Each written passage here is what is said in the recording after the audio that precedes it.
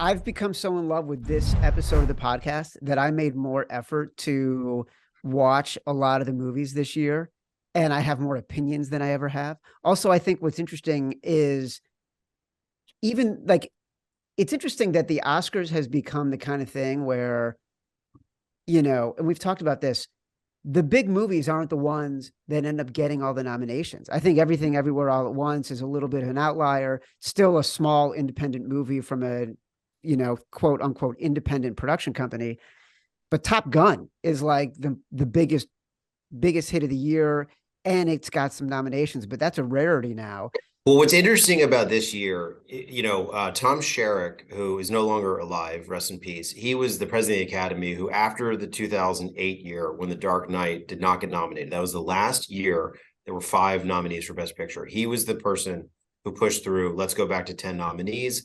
There were 10 Best Picture nominees in the 30s and 40s. Let's do that. And I think there's been years where a lot of movies were nominated, not to ever name names, that did not deserve to be nominated for Best Picture.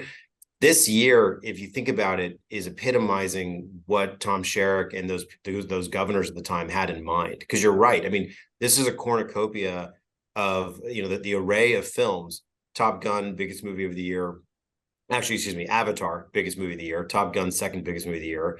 Elvis made a ton of money. Everything Everywhere broke 100 million worldwide. You've got foreign films. You've got Triangle of Sadness. You've got All Quiet on the Western Front. You've got streamers. So if you look at the 10 nominees this year, it's really a phenomenal range of movies. And the thing that this is a side tangent, we don't have to cover it today, but I think in the post-pandemic world, a lot of these movies have gone to streaming faster. Like Tar and Banshees of Inisherin in the older era would have quietly all made 60, 70, 80 million bucks. They would have played for 4 straight months. Adults would have gone and seen them, but they all hit streaming so fast. Before I looked up, Banshees was on HBO Max, and it's like, okay, I guess I'll just watch it on HBO Max tonight. Yes. But I think you look at those 10 movies, and I think this is what the Academy had in mind, because there is a great variety, and there's still a lot of, it's anybody's race still. I agree with you on the streaming huge point. Like that's how I ended up seeing Banshees. It's how I ended up starting Elvis and stopping, Fablemans and stopping, but we'll get to that. I have so many movies that I loved, so many movies that I think were crap. What excited you this year? I think Banshees of Inisherin. Yeah, you've been on the Banshees train over Huge Banshees fan now. The movie we're going to talk about that I think I would like to get Simon's take on this. I saw The Menu. Oh yeah, I texted you about this. It might be my favorite movie of the year. Other than Top Gun, my favorite movie of the year. I thought it was tight, brilliant, great commentary, much better than Triangle of Sadness. I think we should all of a sudden I feel like we're getting way ahead of ourselves. Simon, I do want to bring you in for a second. Do you have a movie this year that you loved that you were looking forward to seeing how it performs in the Oscars? I would say for visually stunning and the movie that made me feel the most, I would say All Quiet on the Western Front. That movie was one of those where I kind of knew what it was going in, but it's one of those I didn't watch any previews. I hadn't heard much about it at the time. And again, it's another streaming movie, right? That's one of those where it was just on. So I checked it out. And man, that's one of those where I feel like not just because of what's going on in Ukraine, it hit home more, but it's more of like these young men are filled with so much happiness and joy. And then you just see how that quickly subsides and it changes everything, right? So that was one of those where I thought that would probably win. But this is what I want to ask him about. The fact that you have guys like Steven Spielberg going up to Tom Cruise and telling him he saved movies. Is that going to be factored into what's happening this year where this is, again, I mean, just 10 years ago, we wouldn't have seen, I feel like, Maverick in this kind of position where this is one of these movies where you can say whatever you want about it. If you didn't like it, whatever it is, I feel like most people liked the movie. It was very nostalgic. It was well done. But the fact that it really did spark people going back to the movie theater feels like a real thing. So I'm interested in your take on that, if that's going to factor into them winning the Best Movie think award. Well, a couple of things. One, I loved All Quiet on the Western Front. I thought that movie was an absolute masterpiece. Edward Berger, who directed it, was not nominated for director. There's no way of knowing, but I think a lot of people think that Ruben Östlund, who directed Triangle of Sadness, kind of took his spot. I mean, he was completely deserving as well. I think if Edward Berger had been nominated for director, and then the movie would have had 10 noms, not 9, I think it's going to win a fair amount of Oscars on Sunday. We'll get to that. I loved it. I thought I've never seen the original, which also won Best Picture or did win Best Picture in like 1932. But that's, I believe, like the most famous book like ever written in Germany because of what it's about. Obviously, I thought the movie was absolutely stunning. The Top Gun stuff, yeah. I mean, look, there's obviously the favorite going in again. Excuse the pun. The favorite for Sunday is Everything Everywhere right now, which I still believe will win. But one thing you have to remember is that the Academy for Best Picture has a preferential voting system. And I'm always trying to remind myself what that means. But my understanding of it, you guys can correct me, is this. See, because there's 10 nominees, they did not want whoever got the most votes to win Best Picture because that meant a movie could get like 20% of the votes and win Best Picture. They didn't think that that would make sense. So instead, they have these like threshold numbers. And basically what they do is they first count the movie that gets the most ballots at number one. And then if that doesn't hit a certain number, then they go to all the other ballots and they figure, so they count all the ballots and you have the ballot, let's say Everything Everywhere is number one on a certain amount of ballots. Once it's not number one, they go to the next batch of ballots and they count the next number one. So there's a lot of belief. I talked to an executive yesterday who was like, no, Top Gun's going to win because at the end of the day, Everything Everywhere could get like a lot of ones, a lot of twos, a lot of threes. But if Top Gun got like the majority of the twos and enough of the ones, you know what I mean? So they're obviously, if you're number 10 or 9, you're not going to compete. I think Top Gun definitely has a chance. I think that stuff does matter. But my tricky thing with Top Gun, which I loved, who couldn't love it, is just that it's not really a Best Picture winner, like at its core. It's a great movie, but it doesn't quite have the weightiness of what a lot of Best Pictures typically have. And I think that's what's going to hurt it in the end. I thought there was a lot of people, Tom Cruise was kind of on the outside looking in for Best Actor nomination. The director was nominated at the DGAs. He didn't get the Oscar nomination. It did not get as many nominations as I think people thought it would. I think what's also tricky is like the two big technical categories that everyone assumed it would dominate were editing and visual effects. And I'll go through some of these now, Chad, because I feel like we're not going to do all the awards.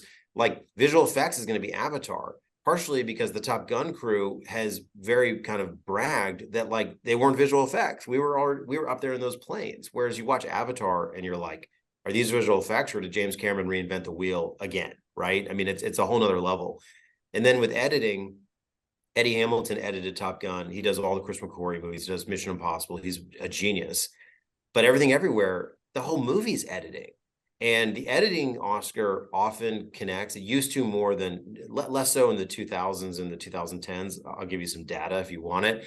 But usually in the past, the best editing also went to Best Picture because there was a correlation of if it's the best movie of the year, it's the best edited film of the year. What's happened a lot in the last 25 years or so is they have given movies that were more, just sort of like the editing really stood out as opposed to it being part of the Best Picture. So for instance, I'll give you a little data, right?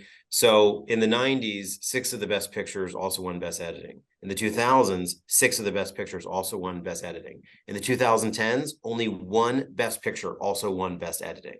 So it's not quite the precursor it used to be. With that said, this is what I'll say. If Top Gun wins Best Editing early in the night, I'm still not convinced it's winning Best Picture. If Everything Everywhere wins Best Editing, it is 100% winning Best Picture. Pay attention right to now. that. Everything Everywhere is minus 700 to win Best Picture. After that, it's Banshees at about, I think, minus 1100 to win Best Picture. I mean, plus 1100. Sorry, to win Best Picture.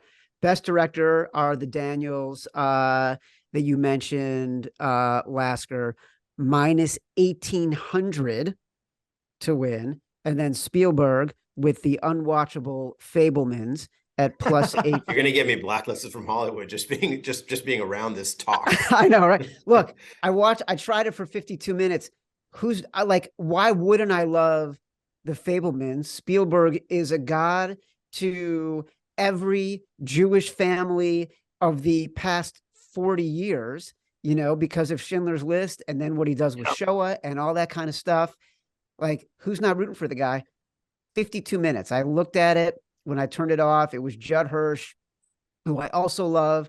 telling the kid we're artists, and like everything was on the nose. Every scene that could have been 10 seconds was 10 minutes. It was just too self-indulgent for me, but whatever. Well, sorry, continue. No, I was going to give you a stat. Well, what's interesting about Sunday night, you have two legends that are trying to win their third main Oscar for what they do. I mean, Spielberg has more than 3 Oscars, or he has because of like producing and stuff, but he's only won director twice. Cate Blanchett has only won 2 acting Oscars. Supporting actress 2004 for Aviator, lead actress 2013 for Blue Jasmine. They both could get their third on Sunday night. That's really hard to do. Meryl Streep won in 79 for Kramer vs. Kramer, 82 for Sophie's Choice. Does not win again until 2011 for The Iron Lady. Nicholson, 75 for Cuckoo's Nest, 83 Terms of Endearment. Doesn't win again until 97 for As Good as It Gets. It is hard to win a third Oscar. I'll give you one more stat. Granted, he's canceled. Woody Allen wins original screenplay, 77 for Annie Hall, 86 for Hannah and Her Sisters. Wins the third one in 2011 for Midnight in Paris. And he was nominated a lot in between, despite all the scandals. So I know I'm jumping ahead, but I think why Michelle Yeoh, in my mind, has been surging for a while is that, like, I don't know that Michelle Yeoh, I hope she's nominated again in the rest of her career. Cate Blanchett is like LeBron. Like every time she makes a movie, she could be nominated. Every time, you get the correlation. Yeah. So, and Spielberg is interesting because he's right there in the middle. He has not won Best Director since 98 for Saving Private Ryan. He's been nominated 5 or 6 times since, maybe 4 times. He's like 76 years old. And so I think initially you'd think, well, you got to give him the Oscar again because he's getting older. But then you're like, but he's not slowing down. You know what I mean? He seems like he's in great health. I hope he is. I love him like everybody. But I sort of wonder, does the Academy think, well, it's Steven Spielberg, he'll be back. I mean, Clint is 93 and still making movies, and some movies that have contended, in the last 10 years. So, look, I'm not ruling Spielberg out. One thing also to point out to your listeners, which I think is important, is that what's interesting, like with what you guys do when you're obviously like handicapping the Super Bowl and other games, is that you guys are seeing the direct teams play week in, week out, and you're able to you're using the same metric for the most part. Granted, you're not seeing a Super Bowl matchup ahead of time, but we have to remember about all these Guild awards that Everything Everywhere is winning. They're all comprised of different groups of people. 100,000 people in SAG, over 100,000 people voted for SAG awards, right? There's only 9,900 Academy members. The DGA, I think, has 18,000 people in it. And it's, unit production managers, location managers, assistant directors. The Golden Globes, we don't have to spend a minute on them. Nobody who's ever voted for an Oscar is part of the Golden Globes. So what you have to remember for Sunday is that this is its own specific body that only portions of make up all these other guilds. And so there is no correct, you really can never say like, oh, because Austin Butler won the BAFTA, he's going to win. Like, no, like there might be 500 people that vote for the BAFTAs that are in the Oscars. So my point about Spielberg is that with the DGAs, yeah, he didn't win, but that's happened many times where the DGA winner doesn't go on to win Best Director. And the thing about Daniels, and I'm rooting hard for them, I know them, they're clients, they're wonderful guys, I'm so happy for them, is that they can win. They're in 3 categories. They're nominated as producers for the movie, directors, and original screenplay. So, one thing that could happen on Sunday is there could be a split, and I'm going to give you some more data because I've got my data for you, which is to simply say, as far as like Best Picture, Best Director split, okay, in the 90s there was only 1 split. In the 2000s there were 3 splits. In the 2010s there were 5 years it split. And now in this decade we've had 2 Oscars. It's already split once, so 50-50. So you're seeing more and more that movies are dominating less. Because one thing I was thinking about in preparing for this is, we're basically out of the era of the historical sweeping drama that like wins 7 Oscars, 9 Oscars. The last movie that won like more than 5 Oscars that won Best Picture, or more than 6 Oscars, was Slumdog Millionaire. It won 8 Oscars in 2008. And before that, Return of the King won 11 Oscars in 2003. But before that, you had lots of years where like Schindler's List won 7, Dance of the Wolves won 7, Titanic won 11, English Patient won 9. In the 2010s, you really didn't see that. You saw movies that were smaller win 3 Oscars, 4 Oscars, 5 Oscars, 3 Oscars again, stuff like that. So it's still anybody's game. Like Everything Everywhere could actually win 6 or 7 Oscars because people thought it was always winning supporting actor for Ki-Wi Kwan. but Michelle Yeoh might win. And now all of a sudden people think Jamie Lee Curtis is going to win. So it could win 3 of the acting Oscars. So if you pick up those 3, and if you do pick up picture, director, screenplay, and you pick up editing, well, now you've won 7. So that's why this race is so great, because there's so many trends bucking in so many different ways. And again, my point is, no one knows because this body has not been proper. It's impossible to analyze them ahead of time. That's why it's fun. That's also what makes Spielberg so interesting, as like a little taste on a long shot, right? Simon, think about if you're betting futures, everything Lasker just said, who knows? Like the Academy might give the guys who produced and directed Everything Everywhere Best Picture and Best Screenplay. And if they split the vote on director, all of a sudden that gets to Spielberg. Isn't that when we'd want to play Spielberg at plus 850? Was that like last year or 2 years ago that we made that crazy bet on this show? I think it was an Anthony Hopkins movie that was like out of nowhere. This movie came out of nowhere, and it was one of those where it was, I think it was 20 to 1 on our show. And by the time the Oscars came around, it was all the way down to 2 to 1. So those are the kind of things I'm always looking for. Obviously, I'm waiting to hear him give us some crazy long shots here, but that's wild that they already have the directors of Everything Everywhere all at once at minus 18 to 1. That's crazy, Chad, at this point. Yeah, it's insane. Well, and Simon, I think what you have to do, like I can prove it somewhere. I have an email. I correctly predicted Anthony Hopkins would win for The Father. Oh yeah, and no, I'm giving you the credit. You nailed it. Well, no, but the reason I'm bringing it up is that you have to go a level. Not that you're not. You have to go a level deeper and think. First of all, you have to watch everything, right? And I watched both of those movies, and no disrespect to Chadwick Boseman, R.I.P. It's horrible that he died so young. But when you watch that movie, he's really a supporting player in the movie. And when you watch The Father, you're like, oh, this is like a Shakespearean one-man show. And it just sort of hit me like, if you like, I always try to put I'm not in the Academy. I hope I am one day, but I always try to put myself in the head of, you have to think that everybody's watching the movies. I know there's a lot of people who are naysayers and they say people aren't. I don't agree with that. I think by and large, my friends that are in the Academy, my clients, my colleagues, like they take it seriously. They try to watch everything. And if you had watched those 2 movies, I think you would have thought, well, am I only giving it to Chadwick because he unfortunately passed away? That's not really a reason to give somebody an Academy Award.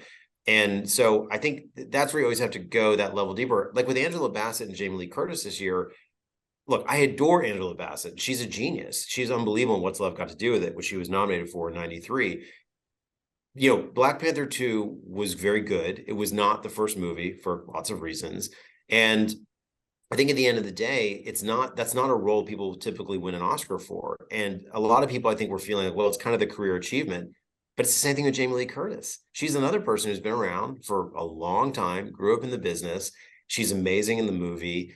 And I do think, you know, you have to get into that mindset of just literally like a little bit of what's the story behind the win and like what do people, you know, feel about the movie. So that's why I feel like this race is interesting. I mean, I know we're going to get there. The Best Actor race is the trickiest race this year, 100%. Like that could go 3 different ways. I want to save that one because I'm sorry. I apologize. I feel like I'm hijacking. No. Listen, this is a free flowing conversation, sometimes with mature subject matter. Okay. Best Picture. I think it's hard to tell anybody not to bet Everything Everywhere or just to skip it because Everything Everywhere has such a huge lead in terms of the odds, minus 700.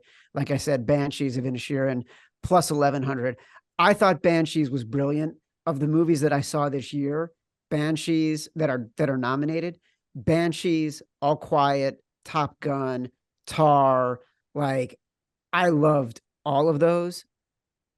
Banshees to me just felt like asking such a powerful question, like what is the point of everything? Is it to leave the legacy no matter the cost?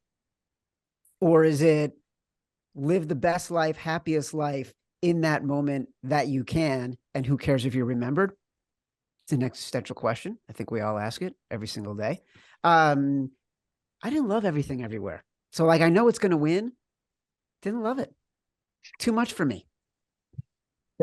You're not the only person I've talked to, not to age you, over the age of 50 who's felt that way. You know, one thing with Banshees, this is my point earlier about the streaming, and I'm going to make a crazy connection to something, and I need to throw out every caveat. Okay, there's an incredible Oscar book that just came out. This book called The Oscar Wars by Michael Schulman. A lot of podcasts are talking about it. I started reading it. It's excellent. And he traces like 11 of the most famous like Oscar races ever. Whatever you want to say about Harvey Weinstein, and he obviously deserves to rot in jail for the rest of his life. Like the Harvey Weinstein era, like had he been running the race of Banshees, and it's not to knock, Fox, who's behind it, like it also connects to the fact that, most people are watching things at home. And that's my point earlier, that like in the olden times, which is like 5 years ago, if Banshees had just like played for 5 straight months and there was a Harvey-esque person behind it, not him, forget about him, but keeping the issue, because I watched the movie, I really liked it, and I was like, but wait, did I understand it? And then I started reading about it and started to understand the metaphors about the Irish Civil War, and like you said, wanting to be remembered, wanting to do something with your life. And there are people in the past, I think, that have ways of keeping the themes of a movie talked about longer and longer and longer. And I don't think that always happened with Banshees in this race, because it's an excellent movie. People obviously love Martin McDonagh. So that's one thing we'll never know, because the streaming era, like we can't put that genie back in the bottle.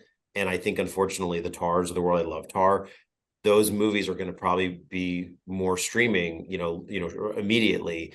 And it's a bummer because, Chad, you're probably the oldest here. I'm the second oldest, but you and I remember enough, and maybe you do too, Simon, we're like these, so-called indie adult films, they'd play for like 5 months, like all of a sudden, again, not to reference Harvey, but like, they famously did a really good job on the movie Philomena, the Judi Dench film with Steve Coogan, where she played the nun who had to give up her kid. It was a true story.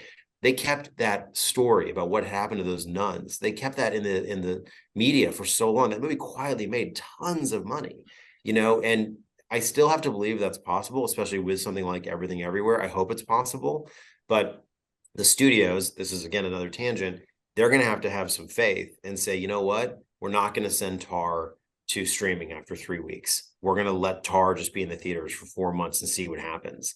Because I still think adults, they're still craving that type of material. But my point is, I think that's what maybe hurt Banshees.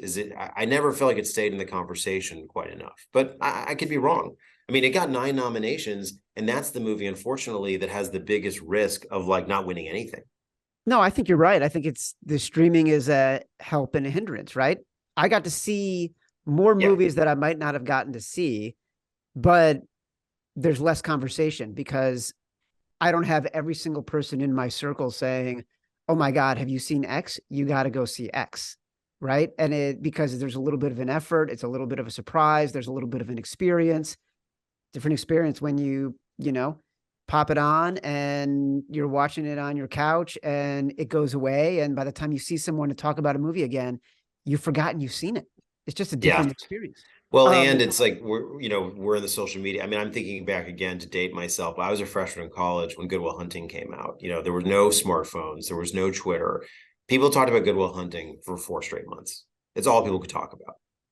Like it was sold out every night at the Century City 14 in Westwood, which doesn't even exist anymore. Like that's just what would happen with these like great movies. Give us your take. We're going to get to Best Actor because I do think I started recapping. Let's take Best Picture, Best Director off because the odds are so short that they're upside down for Everything Everywhere. Best Actress, interesting race, relatively even, although even though the odds I'm looking at have Cate Blanchett a little bit shorter than Michelle Yeoh. Like, I'm sorry, they have Michelle Yeoh as shorter than Cate Blanchett. But do you take a flyer on Cate Blanchett, or do we feel like this one is closed? It's a total toss-up. I mean, I think Michelle Yeoh is going to win, but yeah, I mean, looking at the odds you guys sent over, I mean, it's not like, so Michelle's -125 and Cate Blanchett's -115. Like, I mean, it's a total toss-up. I mean, look, Cate Blanchett very likely could win. I talked to an Academy voter yesterday who voted for her. I mean, she's astonishing in Tar. I just feel like Michelle Yeoh, it's a different type of performance. She has to play 50 versions of herself. It feels like it has the momentum. And I also feel like I don't expect Michelle Yeoh, unfortunately, to like be at the Oscars next year. And the next time Kate Blanchett like reads the phone book, she'll be nominated for an Oscar. So I would still go Michelle Yeoh, but it doesn't look like there's not really a long shot there. It's one of those two. The other three actresses, unfortunately, like have no chance. So it doesn't feel like it's a category you can make money on, really, in a meaningful way. Let me read the nominees for actor. Simon, if you've seen these movies, I'd like your opinion. Brendan Fraser, The Whale. Austin Butler, Elvis. Colin Farrell, Banshees of Inisherin. Paul Mescal, After Sun. I don't know how to say his name. Bill Nye, Living. Simon, have you seen any of these movies? Yeah, and it feels honestly like Brendan Fraser's a lock. He's one of those guys where I think no one in Hollywood has a bad word to say about him except that guy that tried to ruin his life years ago. So it's one of those moments where he kind of had a raw deal in life. He dealt with a lot of stuff off screen, and the business kind of blacklisted him, right? And this coming back story. I mean, Chad, I think just as well as I. America loves to build people up just to tear them down, and I think he's one of the great examples of that. Of this guy, he was at the peak, man. I mean, I can't think of a single action movie that didn't have him in there for a while. Like every little thing he did was gold, and it was a nice run by him. And then he disappeared, and we didn't know. I think most general fans didn't know what was going on. We're just like, okay, he's spending time with his family. Well, it comes out he actually had a lot of stuff going on behind the scenes, and he's been making the rounds. I've been listening to a lot of shows, and he's been jumping on, doing a lot of podcasts, and just getting his name out there and trying to get the hype around his movie out there even more. And to me, when I saw these odds, I thought he'd be closer to minus 400. I'd be shocked, honestly, if anyone else won it, just because all the baggage and all of his history, the fact that he's come back and his performance is amazing. Like he really is amazing in that movie. It's especially as a guy, it's tough to really make me cry. And that was one of those, just the whole aspect of him, his daughter, it pulls on the strings because it's so realistic. And it's such from a different viewpoint of a man that's really overweight and he's trapped in this body and he's trapped on this couch. So, I want it to be Tom Cruise because I think Tom Cruise is owed one by the Academy for everything he's done for movies, but he'll never get it for an action movie like that. There's not really acting like there is in The Whale, where Brendan Fraser is really taking on this role. So, I didn't think I say 2 months ago, I didn't think he'd win it, but now after listening to him all these different shows, just how much everyone loves and respects him, I'm honestly interested to hear what your guys' opinion on this. I just feel like he's a lock for it. So I've actually bet this one. It's one of the few ones I've already bet that's at minus 180. I just think he's the best guy in this category of everything he's overcome, and then he put on such an amazing performance. I just love Brendan Fraser in this spot. Wow, you said that beautifully. I got nothing to add there. Lasker. I agree. I mean, I think that look, this is the trickiest race of the night, and it's Bill Nighy. So I think you kind of said it correctly. I think that look, again, you have to go to the storyline, right? The storyline of Brendan Fraser, as Simon perfectly put, is the comeback. That movie, he's amazing in the movie. The movie didn't get as much groundswell as they wanted it to. Didn't get a script nomination, so forth. But he is amazing in it, and Hong Chow also got nominated, who's really good in it, which shows you that there is some real support for it. Colin Farrell, it's like he's the nomination of this year of everyone kind of saying, we've always loved you, Colin Farrell, and now like you're in the club, and like he'll get nominated 5 times the next 10 years. Like everyone's just sort of like, your hand has been stamped, and you could now also like read the phone book and you'll get a nomination again. And I did talk to an Academy voter yesterday who said they're voting for him. And then the Butler thing is interesting. He definitely had been like rising the whole way, he was going upward the whole this whole run. I think what's hurting him in the end is a couple of things. I actually think him like doing the accent on award shows, people were turned off by. But one thing to point out is that typically it's the women in Best Actress who get it like really young for like the first, second, or third or fourth movie, like a Jennifer Lawrence. It's not typically the men. If you go back 20, 25 years, the men are all typically over like 40 or 50 getting Best Actor. I also think, and I'm not trying to throw shade at anybody, I love all these people, but like they gave it to Rami Malek for Bohemian Rhapsody. And I think people kind of like now question, like, did he really deserve it for that? Because he was just sort of like impersonating Freddie Mercury in all the all the shows. And I feel like I thought Austin Butler was amazing in Elvis, and I really liked Elvis.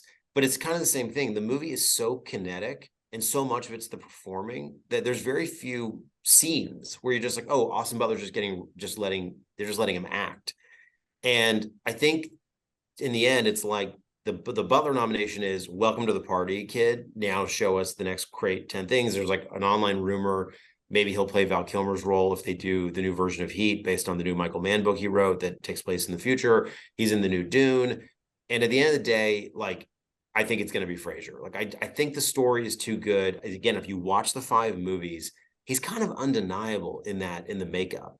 And watching him, it's so sad. I mean, watching him like overeat at the refrigerator, like, I think it'll be Frasier. I mean, but this one is one that, like, when they open it up on Sunday night, it could go one of 3 ways. There'll be and you wouldn't be surprised. So I would bet Frasier, but I don't know. I mean, it's going to be tough till to the final, literally till they tear the envelope open. That movie was so uncomfortable, like, True. and I think it's interesting. You talked about Top Gun earlier and sort of the commercial success, and can it win a best picture or something like that? And I feel like people don't give enough weight to, I think, emotional resonance in movies. And they think about the technical, they think about a performance, they think about, does it have dramatic weight, emotional weight? But like, I just mean, how does it make you fucking feel? Like, I saw Top Gun in the theater twice. I haven't done that since Top Gun came out like 40 years ago. Like that, it just was an amazing movie experience. You should get more credit for that. I think you're right. I'll give you nominee. a different metric on Top Gun that I'll see. You're seeing it 2 times in the theater. When I knew it was special, I saw it in the theater opening day, loved it. I was on a series of planes, and I was with my wife and our now 17-month-old. So like, I couldn't watch anything. I could just try to keep her from not crashing the plane. Yeah. But there would invariably be people in front of me watching Top Gun on their laptops and on the plane. And I would just watch it, not hearing anything, like looking 5 feet up, and I could watch the whole thing. And that's when I sort of realized, like, this is special. Like, you can watch this from 10 feet away, not hearing anything, and you kind of know what's going on, and you can, love the visuals. So I agree with you. I mean, there is no doubt Top Gun's the movie of the year. I mean, that's what's so interesting about Avatar making all the money it made. And I hope James Cameron gets to make whatever he wants, because he's a genius. But like, I don't know, like, any adults over the age of 25 who like talked about the movie after they saw it. Apparently it's just like humongous with teenagers on TikTok. And obviously they got the China release and it crushed in China, which can add a lot of money. But Top Gun, that was the movie of the year. That was the movie everybody talked about. It didn't matter if you were Republican, Democrat, old, young, white, black, like, just did not matter. Like, yeah, so I agree with you. And that's why a lot of people I've talked to feel like that's going to win Best Picture, that you're going to see that split at the end. And by the way, if it wins, Tom Cruise gets an Oscar. He's one of the 4 credited producers. And Christopher McQuarrie would get his 2nd Oscar. He won original screenplay, Usual Suspects, 95. David Ellison would get an Oscar. David Ellison came to Hollywood seen as like the rich kid son of Larry Ellison, but Skydance has actually turned into like a humongous company, which has become really successful. And then finally, Jerry Bruckheimer would get an Oscar. So there's a lot of good storylines. I'm for it. And I sort of went on a tangent and lost my point about Brendan Fraser, but he's so good in that movie. Yeah. The way he physically tries to get up, like, also to have someone talk about what it's like to be that big. And, you see people like that and you can't help but ask yourself, how the fuck did that happen? And exactly. he brought such humanity to that idea. It was a really great exploration of grief. And I think, not to get all actory, but he has such expressive eyes. And I feel like there's so much in his eyes in that performance, it just, I thought, I mean, I know a lot of people who didn't like the movie for all the reasons people would think of, but I thought he was like astonishing in it. And, by the way, he's been in a lot of Academy fare. I mean, he was in Gods and Monsters, which won Best Adapted Screenplay 98. He was in Crash, which won Best Picture controversially in 2005, controversially because people didn't like it and they think it's the worst Best Picture winner ever. But I mean, the artist. Him. Yeah, exactly. I know that's what's crazy. There's movies that win that are of a moment that like no one's ever talked about ever again, you know. And then there's movies, you know, your guys' buddies at The Ringer, you know, they talk a lot about The Social Network as their favorite movie of the 2010s, which I think is a very worthy answer. And that didn't win. That lost to The King's Speech. Have you ever talked about The King's Speech Never. again? But The Social Network, that's like imprinted in people's, you know, consciousness. So, Well, look, it's Saving Private Ryan and Shakespeare in Love. yeah. Like Shakespeare in Love, didn't it win Best Picture that year? And Saving Private Ryan is the movie that still resonates 25 years later. Yeah, that's the one, you know, that I mentioned, that new Oscar book. That is what people consider to be the beginning of the Harvey Weinstein onslaught, where they were out for blood and they were figuring out ways to compete and not, you know, what people have said, what's in the book, I haven't gotten there, but I mean, I remember living it, is that they kind of started this whisper campaign that Saving Private Ryan was only good for the first 20 minutes. That yes, the first 20 minutes were the greatest 20 minutes ever put on film. The rest of the movie was boring. And that's how they like slowly inch their way in there. So I remember, I mean, you know, they had Harrison Ford present Best Picture that year, because they do that sometimes. They try to connect someone to who they think is going to win. And he obviously made all these movies with Spielberg. And when he reads Shakespeare in Love, you can tell that he's like shocked himself. He's like, what the That's fuck why am the I doing Oscars here are for fun. this?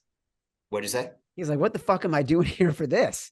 Exactly. And by the way, one of my predictions for Sunday, I think Tom Cruise will present Best Picture, despite being in Top Gun. They've done it before. They've had Nicholson was nominated for A Few Good Men, presented it to Unforgiven in '92. Nicholson was in The Departed, presented it to The Departed in 2006. Like they've done it. And I mean, when Jimmy Kimmel hosted both times, they had Warren Beatty and Faye Dunaway present, and they've been having a lot of like legends present the last couple of years. They had Liza Minnelli last year. They had Rita Moreno 2 years ago. My feeling is it'll be Tom Cruise. I mean, he's going to the ceremony. He's been doing press, and he's like the president of Hollywood right now, despite all the stuff that comes with him. So, you know, they have to find you know, like an ambassador to give out that award. That's Do what's you so funny feel- about Tom Go ahead, Cruise Sam. is the public perception is he's a nut job, Scientologist, crazy person. If you talk to anyone in Hollywood, I mean, anyone, even John Hamm was talking about it on a show I listened to a couple of days ago. He is the greatest actor you can work with because he's always going 100% and he knows everyone's name. He knows the guy who does the tape, you know, tapes the lights up in the background, knows that guy's name and the guy's kids' names. He's just one of those guys. I just feel like he's the old guard of Hollywood. It's like that old guard that's kind of fading away. We don't really have he's a true superstar. Like No, he is. I have these two friends at Paramount. This woman, Tamar Teifeld, and this guy, Brian Pianco. Tamar does digital publicity, and Brian helps cut the trailers or oversees it really. And they were telling me, you know, at the end of every Mission Impossible movie, and I assume it happened on Top Gun, Tom has like a luncheon for all the marketing people, you know, where they have this like 3-hour luncheon where everyone gets their picture taken with him. He, you know, talks to everybody. Like he's really into that. Like it takes 500 people to make a movie and to release a movie and to market a movie. And, you know, there were a lot of people who went to Richard Lovett, who's the president of CAA, which represents Tom Cruise forever. They went to him in the beginning of the pandemic. I mean, I knew the people that were calling him saying, get Tom Cruise to put this on streaming tomorrow, put it out 4th of July, charge $100. You'll laugh all the way to the bank. And I believe, I can't confirm, I mean, well, you kind of know now. I mean, definitely Paramount. They all went to Tom and said, let's just do streaming. And he was like, no, this is for the movies. And I remember just as a moviegoer, like, oh man, it's coming out at Christmas. Shit, it's not coming out anymore. Now it's like just annoyed, you know, like, I mean, we've been waiting for these Mission Impossible movies for 2 years now. Those are my favorite movies to watch. So he hung in there. He knew what everybody wanted, and he was right. So it's this year, people love to bemoan Hollywood. Oh, the movies are getting so bad. It's all about TV. It's been a great year for movies. There've been some amazing films this year, amazing foreign films, amazing documentaries. Those are good races too. I mean, maybe it's the Navalny doc. Maybe it's the doc about the two people that like go to volcanoes. There's a lot of good toss-ups. Who is our? It's hard to say because it feels like the top two in each category are pretty locked. But is there as you look at the landscape, long shot you think can come from longer odds to claim a little gold man? This is the problem, despite what I was saying that there's only one body, which is the Academy, and no one can predict them. Because you have all the precursor awards, It is very, very rare that there's a true surprise like Anna Paquin winning for The Piano or Marissa Tomei winning for My Cousin Vinny, or like Olivia Colman winning Best Actress in 2018 for The Crown over Glenn Close, or not The Crown, for the Favorite. Again, excuse the pun. No, I think the Jamie Lee Curtis surprise has already rooted its head. I mean, if you go into the Everything Everywhere, like is gonna like dominate. I also could see Stephanie Sue. I think that's how you pronounce her last name. She could win because she's really amazing in that movie. Like she kind of comes to that movie and blows everybody off the screen. Yeah. No, I think actress is 50-50 between Michelle and Kate. Actor we talked about. Supporting actors a lock. I mean, I've thought about it. I don't think like maybe if we find out Monday morning there was a massive Banshee surge, then yeah, watch Brendan Gleeson win, and then you'll know if Brendan Gleeson wins supporting actor at the top of the night, you'll know, oh, Banshees ended up being everyone's like favorite movie. But how do you turn down the Ki Kwan? I mean, it's too good. I mean, he's short round. He's Data from Goonies. Like the guy lost his health insurance. Like he's gonna win. He needs to win. It's kind of no different than the guy who won for Coda last year. Troy Kotzer, who who's deaf. No, I mean, I think no, I mean, sadly, I know this helps you guys. Like, I don't think there's like a crazy long shot. We didn't talk about adapted screenplay. Well, That's gonna, you talk about adapted, but I have a very strong case for why I think a specific movie should win original. So talk about adapted. Well, so adapted, it's going to be either Sarah Polley for Women Talking or it's going to be All Quiet on the Western Front. Now, Sarah Polley won the WGA Adapted Award over the weekend, but All Quiet on the Western Front wasn't eligible because it's not the guys who wrote it are not in the guild. I am in this All Quiet on the Western Front surge where I feel like the movie was highly decorated. People love it. It's going to win a lot of technical awards. And I would vote for that to win. I would love if Sarah Polley won. I thought that movie was excellent. And she did an incredible job adapting it. She should have been nominated for Best Director. It's going to be one of those two. So again, I don't know if there's like a long shot in there, but it's kind of 50-50. What's your take on original screenplay? Let me just say real quickly, Women Talking is minus 240 on Best Adapted Screenplay. All Quiet on the Western Front plus 240. Glass Onion and Knives Out Mystery, which was pretty terrible in my opinion, is plus 2,300. I just thought it was like derivative and just not like the first one was so original, and this one felt a little bit too much like it was playing to pop culture. I think Banshees at plus 100 for best original screenplay. Everything Everywhere, I think, is minus 150. I could see Banshees winning it because Everything Everywhere is going to get so much attention. Best supporting actor, best actress, best directors, best picture. Martin McDonagh is so good.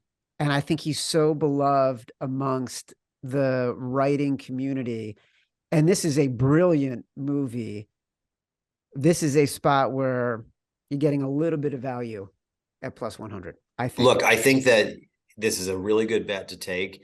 It will be shocking to me if Banshees comes away with nothing on Sunday, and people love Martin McDonagh. He was kind of the lock to win original screenplay in 2017 for Three Billboards, and then Get Out surged and Jordan Peele won, which, by the way, I think was the right choice in the end because talk about an original screenplay. This is definitely one where you have to think, because remember, the Academy, for your listeners, the individual branches nominate each branch, right? So the writers nominate the writing awards, but for the actual Academy Awards for the show, every single member votes for everything. So you have cinematographers voting for writing, and you have directors voting for writing, and vice and so forth. So you could look at it sort of like people are thinking, well, I want to spread the wealth, basically, and I'm not voting for Banshees in the director and picture. And again, the Daniels are eligible for 3 of these Oscars. So I think it's a really good bet. I mean, people love that movie. People feel like this guy is like the writer's writer. He's this amazing playwright. It's not a bad bet to take at all. Simon, look at that. Look at me, wise guy handicapping the Oscars. No, you're locked in. I'm so good at this. I should just move to LA and I should work a Mosaic. Just come on. We've got an office for you. We have a podcast studio. I think we've gone through everything. Simon, have I missed anything? I mean, you want to give some love to our guy, Chris Raybon? What did song? Raybon say? He likes Rihanna to win best song at plus 430. Lift Me Up. I believe it's the Wakanda Forever, Black Panther. So obviously we need to get a little lucky. I like his reasoning for it. Don't bet against Rihanna. So I just wanted to get that in there. Chris Raybon. He likes So Rihanna for the best song.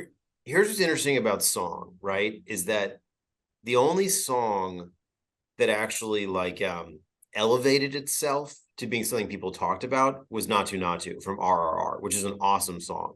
It's a big favorite right now. The other songs, they're all excellent, but they're just sort of like even the Lady Gaga one. I saw somebody who I really respect, they picked it to win. It's like nobody even remembers that song at the end of the movie. It was like cool they got Lady Gaga to do it. Yeah. But like usually the song, I mean, like Eminem won, for Lose Yourself for 8 Mile. That's the best example because like that's what the movie is about and it is organically inside the movie. And he was obviously like the hottest thing in the world at that point. But like people are like on the Rihanna train because of the Super Bowl. She was incredible. But like I don't even know if I saw the movie. I can't even remember what the song was. Oftentimes the song that wins, it's the song that people literally have heard the most because it there was a crescendo created. That would be Not To from RRR, which a lot of people thought actually had a chance of getting a Best Picture nomination. So I would still go with Not To. I will say the opening bars of Lift Me Up are pretty freaking powerful. Like I definitely went into a Rihanna wormhole after the Super Bowl, and those first couple of dog walks were all Rihanna playlists, and right. And she was that song is unbelievable. Like she comes out all power and glory. So I'm with I like Raybon's tact, but I got to go with what am I going to do? Go against Lasker? Nah. By the way, I could easily be wrong. I'll be making picks all the way till Sunday when I do like a pool inside my home. Lasker, I think we covered everything. We did it, guys. We did it. Always a pleasure to be here. I mean, you're not even giving me any Oscar trivia. You're not quizzing me anymore. We're past all of it. We are. We're just into what can you tell us to make us some money? And I think you've done that for us. I think there's some parlay opportunities here. Get some better odds. Are you prepared for Oscar trivia? Do you have one Oscar trivia question like we can throw at you and say? Sure, you can always try. I mean, I'm always, I don't know. Right. I would like to know the nominees. We'll see if you can get it or not. Okay. We'll see if you can get it or not. The year that Rocky won for all the awards. Yeah. Sylvester Stallone wrote the movie.